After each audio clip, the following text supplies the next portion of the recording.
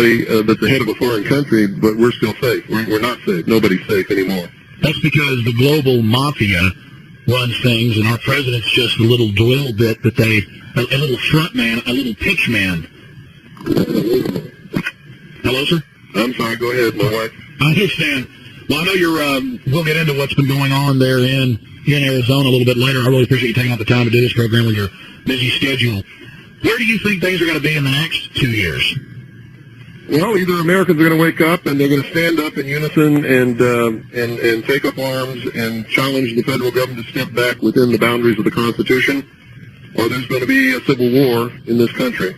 The only alternative to that is total enslavement of the entire human race on a global scale, because that's where this is going. This is all about a one-world, totalitarian, socialist government. It's about destroying all existing nation-states, destroying all existing religions, save the religion of those who are bringing this about, which is the secular, humanist, socialist religion.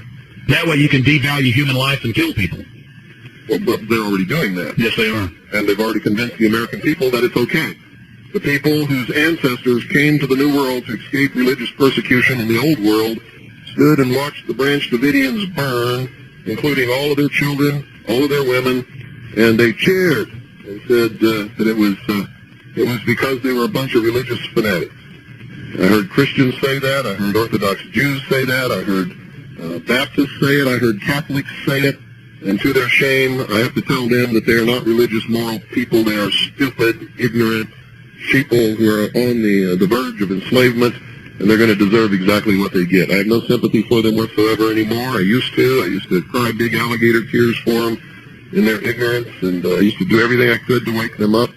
I've drawn my line in the sand, and I'm going to do what's right by God, and I don't give a damn who cares or who likes it or who doesn't, even if it means I have to die on my doorstep.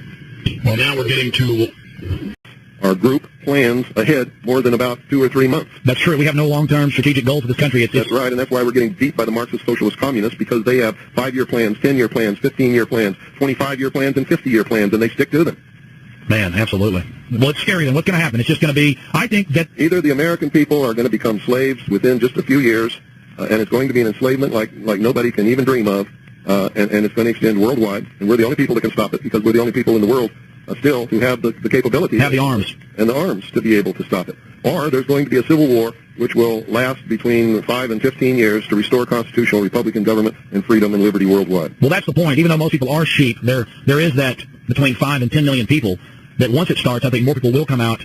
And I don't want this to happen. This is just going to wreck the nation. I don't want it to happen either. Ever since I saw the plan back in 1971 and 72 when I was on the intelligence briefing team for CINCPAC Fleet to bring about one world totalitarian socialist government, and when I saw that the United States was behind the whole thing, this is not coming from without. The United States created the United Nations. Yes, the United States created the European Union that has just been formed. Well, you're saying the United States is acting as the world's police force right now. Well, you're saying the United States. Wouldn't you say a foreign aristocracy out of New York and Boston nope, that controls our nation? The United States.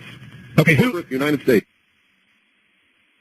With its headquarters in Washington, D.C. District of Columbia. It is stated and avowed policy of the United States government to create world government over the ashes of all sovereign nations and existing religions around this world.